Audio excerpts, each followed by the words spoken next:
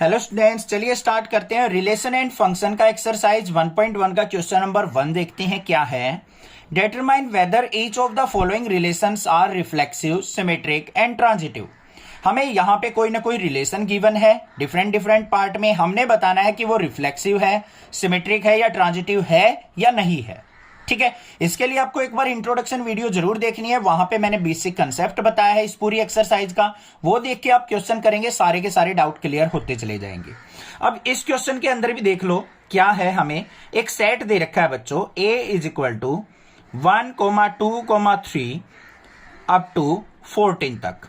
ये हमारे elements present है सेट ए के अंदर। और जो रिलेशन हमें दे रखा है वो क्या दे रखा है, एक्स वाई का relation, such that 3x minus y is equal to 0। ये हमें रिलेशन मेंशन कर रखा है कि x और y का रिलेशन जो है 3x minus y है। अब बच्चों यहां पे ध्यान से देखो, 3x minus y is equal to 0 दे रखा है, तो y is equal to किसके हो गया, 3x के। तो हमारे रिलेशन के अंदर जो पेयर बनेंगे वो क्या क्या बनेंगे, ध्यान से देखो। जब हम x की वैल्यू 1 पुट करेंगे तो y की वैल्यू हमें क्या मिलेगी, 3। देखो y is equal to 3 into 1, तो 3 1 जा 3, y की वैल्यू 3 मिल रही है, तो 1 पुट करने के बाद हमें 3 मिल रहा है, ये पेयर बन गया। फिर हम 2 पुट करेंगे, 2 3 जा 6, 2 और 6 मिलेगा। फिर 3 पुट करेंगे, 3,9 मिलेगा। 4 पुट करेंगे, 4,12 मिलेगा। यहां पे 4 पुट करते चले जाओ, 4 3 जा 12, 4 पे 12 मिल रहा है हमें। इस तरीके से हमें एलिमेंट्स मिलते चले जाएंगे, बहुत सारे एलिमेंट्स मिल जाएंगे, सारे पेयर बनाने की कोई जरूरत नहीं है। ठीक है, इतना समझ में आ गया। अब बात करते हैं रिफ्लेक्सिव रिलेशन की। पहले इसका बेसिक कंसेप्ट बताऊंगा, बाद में यहां पे करेंगे हम क्वेश्चन।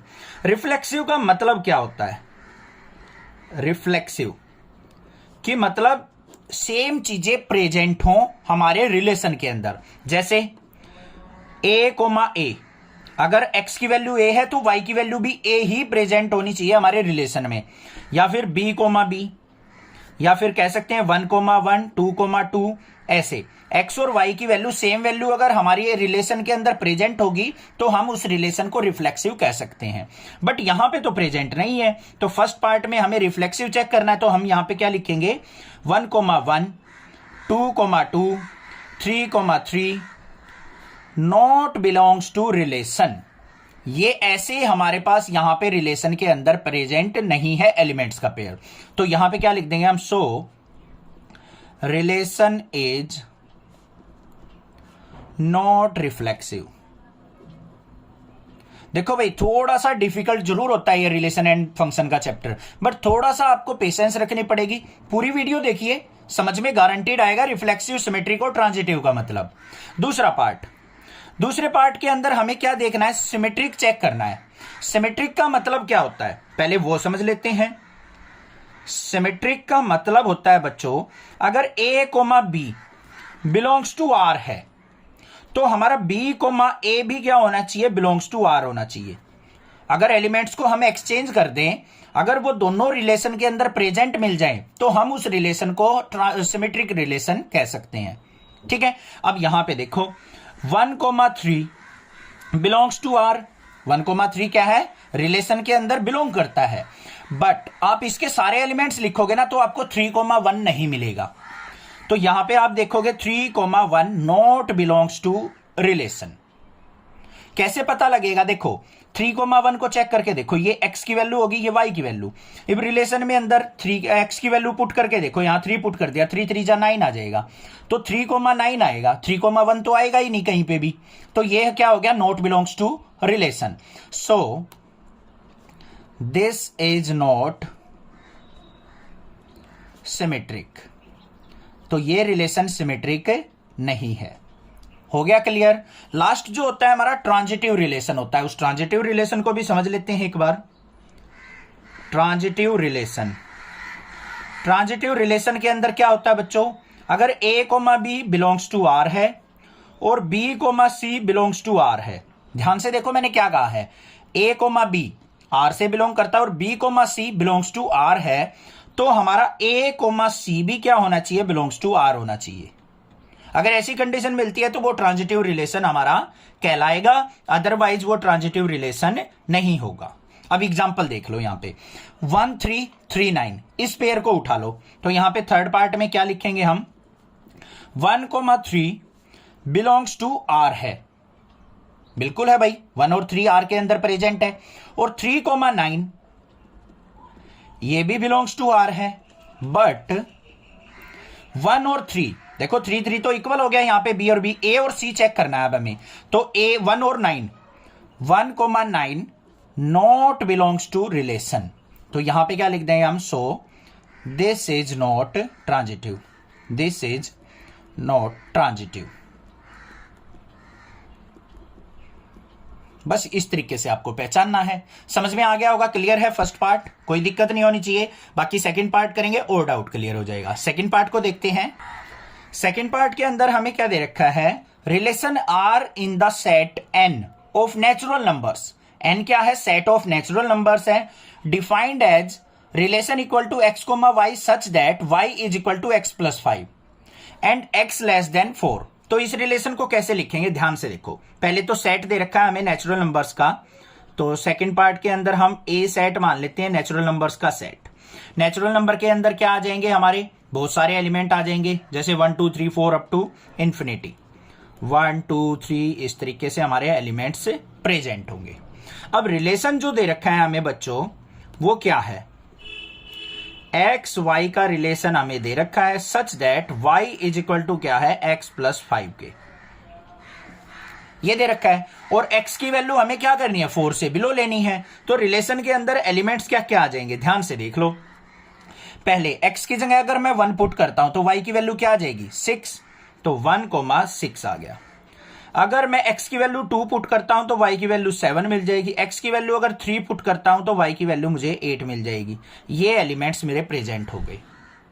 आ गई बात समझ में, क्लियर है। अगर ये कंडीशन ना दे रखी होती तो आगे भी वैल्यू पुट करके देख लेते हम। 4 पुट करते तो y की वैल्यू 9 आ जाती, 5 पुट करते तो y की वैल्यू 10 आ जाती, 6 पुट करते तो y की वैल्यू 11 आ जाती। ऐसे एलिमेंट्स हमारे रिलेशन के अंदर प्रेजेंट हो सकते हैं इस रिलेशन के हिसाब से। बन गया रिलेशन। अब फर्स्ट चेक करना है हमें रिफ्लेक्सिव है या नहीं है। तो यहां पे ध्यान से देखो, हमें रिफ्लेक्सिव के लिए करना क्या है, सिंपल 1,1 2,2 3,3 इस तरीके के पेयर हमारे रिलेशन के अंदर प्रेजेंट नहीं है, नॉट बिलोंग्स टू आर है। तो यहां पे क्या लिख देंगे, so it's not reflexive, not reflexive. तो ये रिफ्लेक्सिव रिलेशन नहीं है, सिंपल था।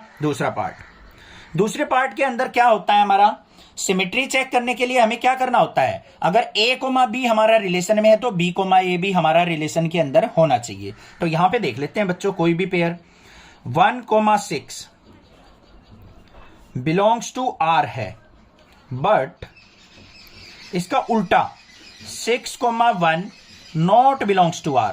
मतलब जब आप x की वैल्यू 6 रखोगे तो y की वैल्यू क्या मिलेगी आपको, 11 मिलेगी, ना कि 1। तो ये तो प्रेजेंट ही नहीं होगा इसके अंदर कभी भी। तो ये क्या हो जाएगा, नॉट सिमेट्रिक, नॉट सिमेट्रिक। हो गया क्लियर। थर्ड वाले पार्ट पे भी चल पड़ते हैं भाई।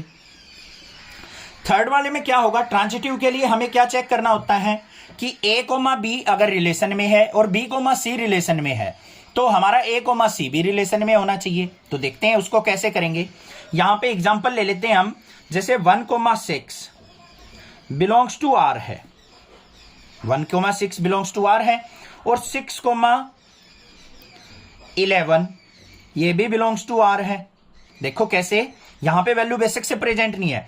अगर मैं x की जगह 6 पुट करूं बच्चों तो y की वैल्यू मिलेगी क्या मुझे, 6 और 5 11, तो 6 और 11 ही तो मिलेगी इस रिलेशन से। तो ये भी हमारा रिलेशन के अंदर हो सकता है अगर x लेस देन 4 ना दे रखा हो तो ये भी हो सकता है। बट 1,11 कभी भी हमारा रिलेशन के अंदर प्रेजेंट नहीं हो सकता इस कंडीशन के हिसाब से। मतलब जब आप x की वैल्यू 1 पुट करोगे तो y की वैल्यू आपको 6 मिलेगी, ना कि 11। तो ये पेयर हमारा यहां पे इस रिलेशन में कभी भी हो ही नहीं सकता। तो ये क्या लिख देंगे हम, not transitive, not transitive.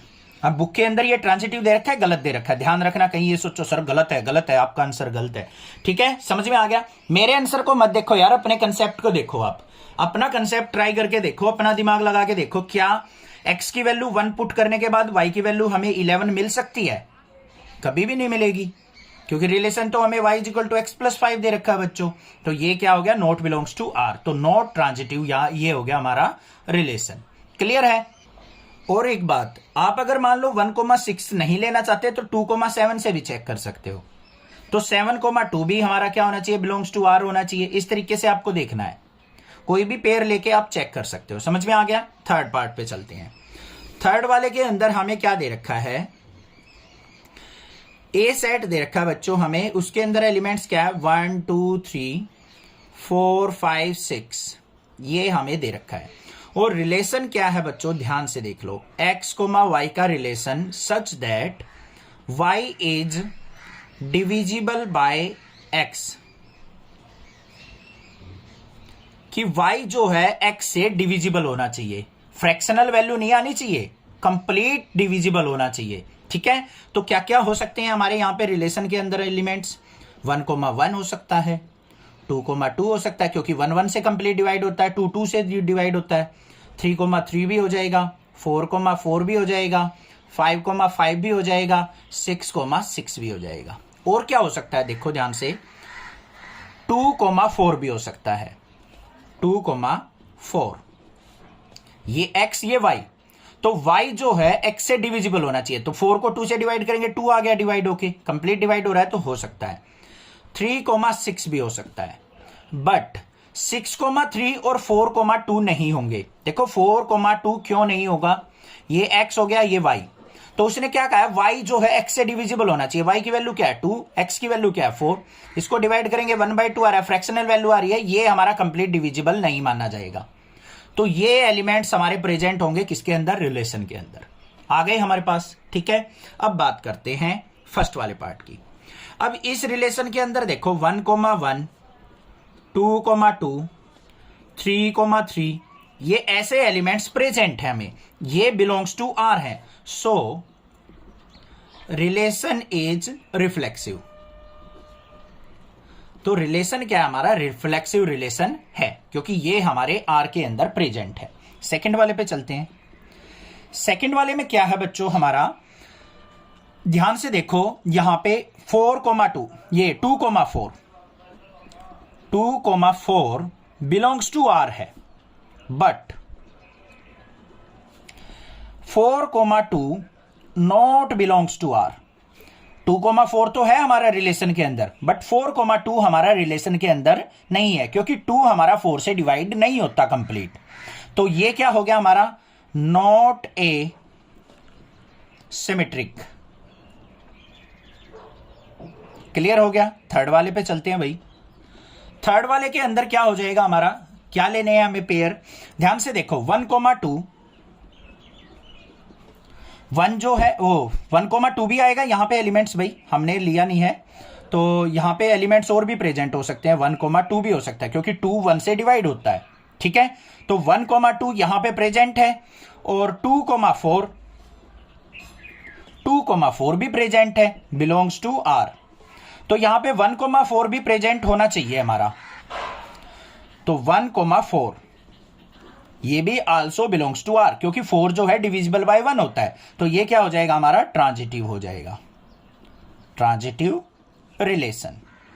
Mind में बस एक बात याद रखनी है आपको, देखो A, B और B, C अगर ये रिलेशन में है तो हमारा A और C भी रिलेशन के अंदर होना चाहिए, तो हम ट्रांजिटिव कहेंगे, ये कंडीशन होती है हमारी। तो 1,2 यहां पे A, B, ये B और C, तो A और C भी हमारा प्रेजेंट होना चाहिए, तो 1,4 भी यहां पे प्रेजेंट हो सकता है, क्योंकि 4 जो है कंप्लीटली डिविजिबल बाय 1 है। तो ये क्या हो गया हमारा? Transitive relation. क्लियर हो गया? थर्ड पार्ट भी कोई दिक्कत नहीं है। नेक्स्ट मूव ऑन करते हैं इसके फोर्थ पार्ट पे। फोर्थ पार्ट के अंदर हमें क्या मेंशन है? Relation R in the set Z of all integer defined as x, y such that x minus y is an integer. ध्यान से सुनो, उसने क्या कहा है कि हमारे पास जो सेट है उसके अंदर क्या है? हमारे इंटीजर वैल्यू है 0 +-1 +-2 +-3, इस तरीके से हमारे पास वैल्यूज बहुत सारी प्रेजेंट है। और रिलेशन क्या है हमारा? x, y such that x minus y is an integer. तो x माइनस वाई का रिजल्ट क्या आना चाहिए, इंटीजर निकल के आना चाहिए। तो हमारे रिलेशन के अंदर कौन कौन से एलिमेंट बन जाएंगे, बहुत सारे पेयर बन जाएंगे बच्चों। 0,0 बन जाएगा, x की वैल्यू 0, y की वैल्यू 0, 0 माइनस 0 0 आ गया। 0 हमारा क्या होता है, इंटीजर होता है, ठीक है। 1,1 हो जाएगा, 2,2 हो जाएगा, -1, -1 का भी पेयर बन जाएगा।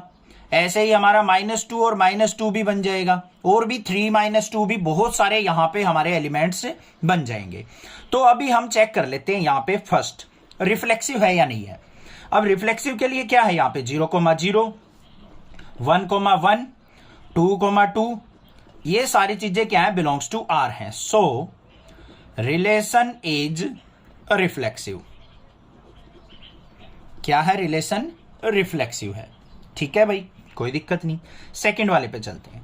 कोई भी पेयर मान लो आप, मान लो 1,2 है, बिलोंग्स टू आर।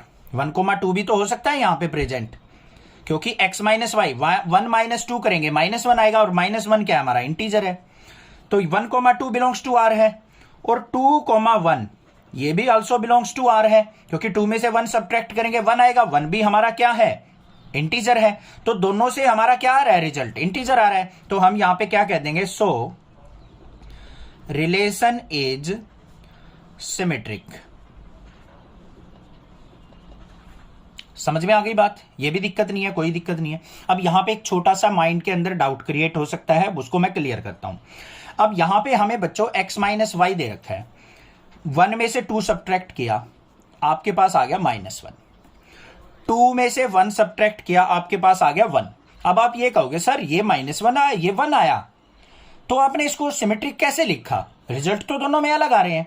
बच्चों हमें यहां पे रिजल्ट नहीं देखना है, हमें यहां पे क्या कह रखा है, जो रिजल्ट है वो इंटीजर होना चाहिए। क्या होना चाहिए, हमें बस ये चेक करना है कि रिजल्ट जो है वो इंटीजर आ रहा है या नहीं। इससे भी इंटीजर आ रहा है हमारा, इससे भी इंटीजर आ रहा है, इसका मतलब ये दोनों रिलेशन हमारे यहां पे प्रेजेंट हैं। तो इसका मतलब ये क्या हो गया, सिमेट्रिक। क्लियर हो गई बात। थर्ड वाले पे चलते हैं। थर्ड वाले के अंदर क्या होगा, ध्यान से देखो, 1,2 अगर बिलोंग्स टू आर है, अभी हमने देखा था 1,2 इससे बिलोंग करता है, और 2,3 ये भी बिलोंग्स टू आर है। 2 और 3 भी तो हो सकता है, दोनों का डिफरेंस 1 आएगा, वो भी वो क्या होता है, इंटीजर। तो हमारा 1,3 भी क्या होगा बच्चों, बिलोंग्स टू आर होगा, क्योंकि इनके डिफरेंस से हमेशा इंटीजर वैल्यू ही मिलेगी। तो ये क्या हो जाएगा हमारा, ये ट्रांजिटिव भी हो जाएगा, ट्रांजिटिव रिलेशन। आ गई बात समझ में, क्लियर है। थोड़ा सा माइंड को स्ट्रेस फ्री करके जब ये चैप्टर करना है, जब जाके समझ में आएगा, और 1-2 बार वीडियो देखिए आप, क्लियर हो जाएगा आपको, बिल्कुल गारंटीड, ठीक है। समझ में आ गए, क्वेश्चंस क्लियर है। 5th पार्ट की वीडियो में नेक्स्ट वीडियो में बनाऊंगा, क्योंकि बहुत ज्यादा लंबी वीडियो हो जाएगी। उस क्वेश्चन के अंदर भी 5 पार्ट्स हैं, तो लिंक आपको आई बटन पे मिल जाएगा, और प्लेलिस्ट में भी नेक्स्ट वीडियो ही आपको वो 5th पार्ट की मिल जाएगी, वहां से जाके आप देख सकते हैं। चैनल को सब्सक्राइब कीजिए, लाइक कीजिए और शेयर कीजिए। Thank you students for watching your channel. Next classes.